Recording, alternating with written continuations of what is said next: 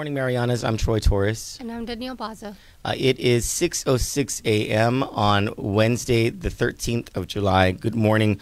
When we come back from a short break, our top stories from the Guam Daily Post and from Kandit News.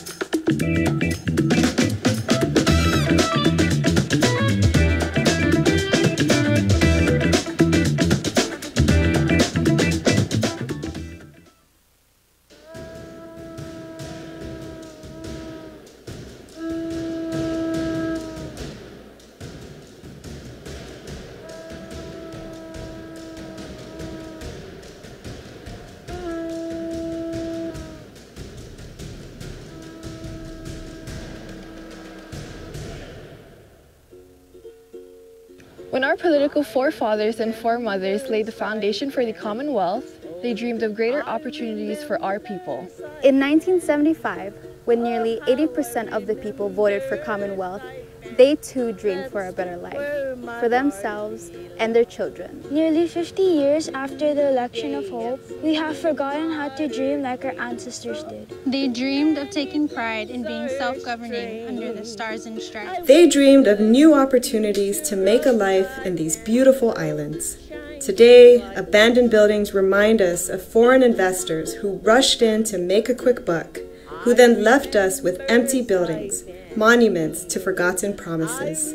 We feel shame for a Commonwealth administration that's being investigated for corruption. If we are to be the islands of hope and opportunity that our forefathers dreamed of, if we are to regain our pride in being self-governing under the stars and stripes, we need to be courageous enough to dream again. In the coming weeks, we will share with you our dreams for our beautiful islands.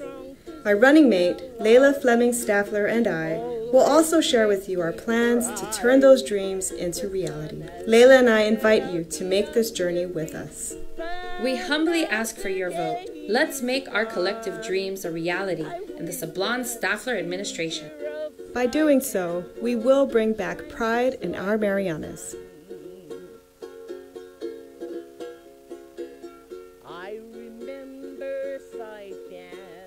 This message is approved and paid for by the committee to elect Christina Sablan and Layla Staffler.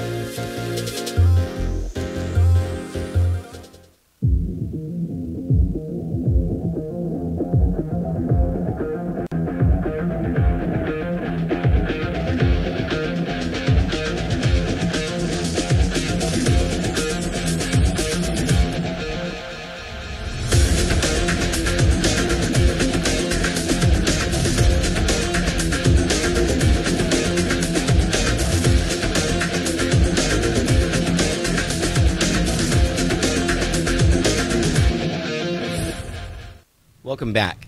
In a story by Jolene Tovis in the Guam Daily Post, to date, 1,025 abandoned vehicles, 542 large household appliances and other white goods, 47 cubic yards of green waste, and 18 cubic yards of loose metals have been collected throughout the island. But the effort is far from complete and poses its fair share of challenges. According to the story, Guam Environmental Protection Agency officials, in meeting with mayors, said the agency is worried, especially about abandoned and burned cars in NCS over the Northern Aquifer 1,000-foot wellhead protection zone. EPA is concerned about the potential environmental hazards from the vehicles that were burned. One way is through issuing citations to the owners of the abandoned vehicles. EPA is working on tracking down the last listed owner of each abandoned vehicle based on its identification number. The vehicle's owner will be contacted, issued a citation, and dealt with in court, EPA said. In a story by Brian Manabat for the Guam Daily Post, the Commonwealth Casino Commission and Imperial Pacific International LLC, through their respective attorneys, informed a court in the Commonwealth of the Northern Mariana Islands on Monday that they expected to reach a final agreement in the next 24 to 48 hours. In a joint report regarding the status of their negotiations, CCC and IPI said, the parties are in material agreement regarding the terms of the settlement agreement and have been continuing to negotiate a few final terms. IPI reiterated that it expects to receive sufficient investment to assure its ability to make the financial commitment required by the settlement agreement. In a story by John O'Connor in the Post, Speaker Therese Lahi has committed to calling an emergency session for the recently introduced Power Rate Credit Program following a public hearing set for Friday. The measure, Bill 325-36, seeks to grant $500 credits for each residential and commercial customer of the Guam Power Authority. The credits are to be spread out into $100 increments over 5 months. Since this is a credit program, the money will be credited to customer billings instead of being provided directly as in other aid programs. In a story by John O'Connor in the Post, with no local bank willing to take in proceeds from cannabis activities, government officials are looking at a request for proposals to obtain such services. Off-island institutions will probably apply, as local banks have indicated they will not take the risk of jeopardizing their relationships with federal authorities. Banking and Insurance Commissioner Michelle Santos told the Guam Daily Post, quote, the local banks may bid, but they want to see that the local government has all their ducks in line with monitoring, licensing, and having access to the licensee's information, end quote. Banking poses a significant issue for Guam as the government prepares to accept applications for cannabis testing, cultivation, manufacturing, and dispensing by the end of August. In another story by John O'Connor today in the Post, Guam's criminal law and procedure are long overdue for review. That was the consensus from Monday's testimony on Bill number 311-36, a measure proposing to create a commission to perform that long-needed review. The bill was introduced by Senator Frank Blas Jr. In a story by Nick Delgado in the Post, a government witness testified that she was raped by defendant San Nicolas while receiving spiritual healing at Tangisan Beach. Quote, he massaged me with the oil from head to toe and got on top of me and started having non-consensual sex, the witness said Monday during trial in the Superior Court of Guam. The woman, a local massage therapist, said she first met San Nicolas in 2015 through a friend who said that he could help her son who was being bothered by the spirits. San Nicolas is on trial accused of sexually assaulting another woman who alleged that he raped her in a cave in the same area. In another story by Nick Delgado in the Post, a level 1 sex offender accused of kidnapping and raping a 10-year-old girl had his plea agreement rejected by a judge in the Superior Court of Guam.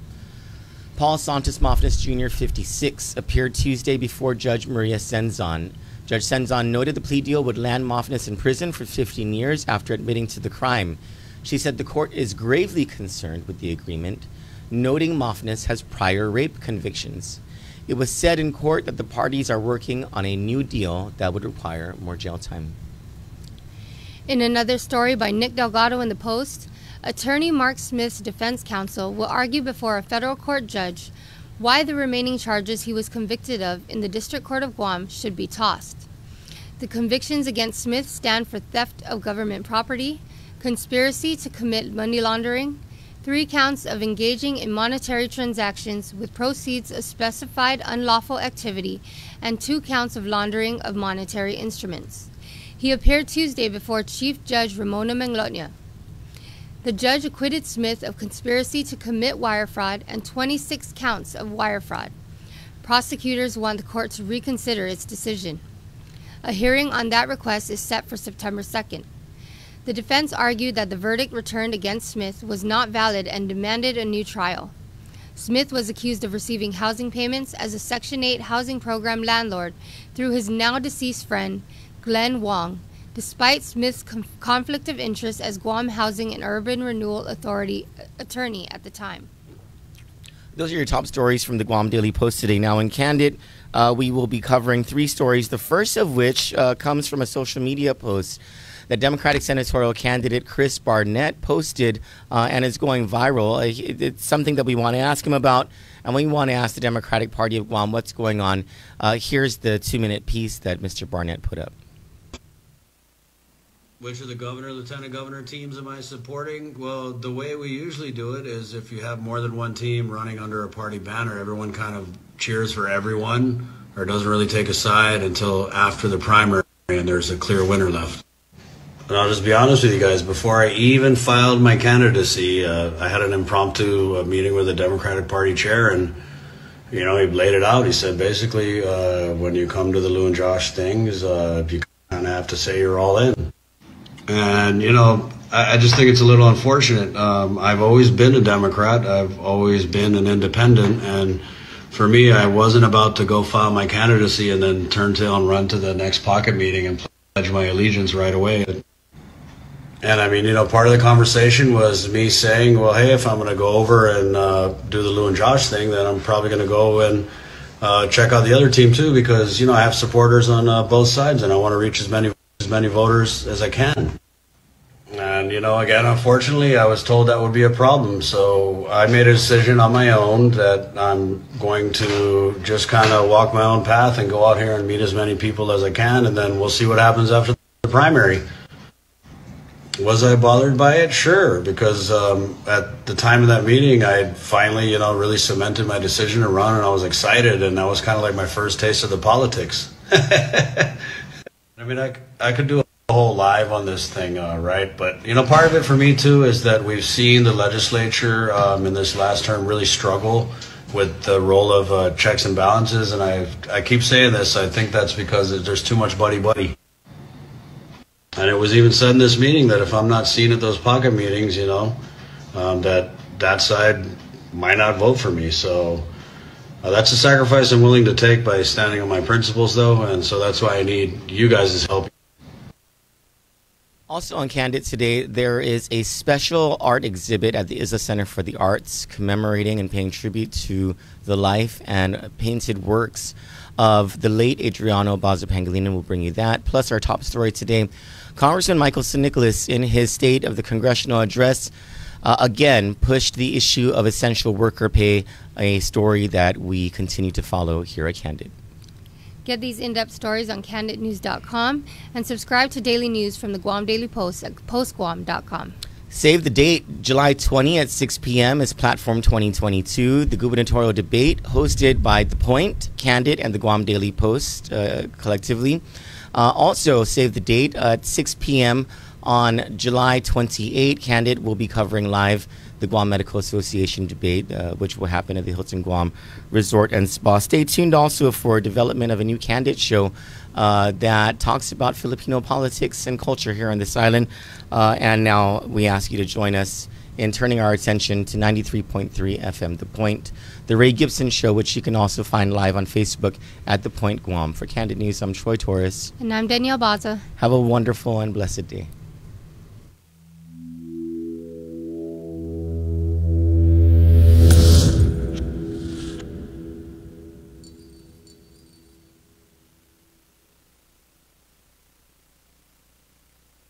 Kandit, The Point, and the Guam Daily Post are proud to present another Platform 2022 debate. Lieutenant Governor Josh Tenorio and Lieutenant Governor candidate Sabrina Salas Matanani. Phil Leon Guerrero and Monasilva Tyron will present topics and issues of concern to every Guamanian. July 20th at 6 p.m. everywhere. Broadcast, simulcast, and webcast on Facebook, Kandit News, and on the air at 93.3 FM and on KGTF. Platform 2022 from Kandit. The Guam Daily Post and 93.3 The Point.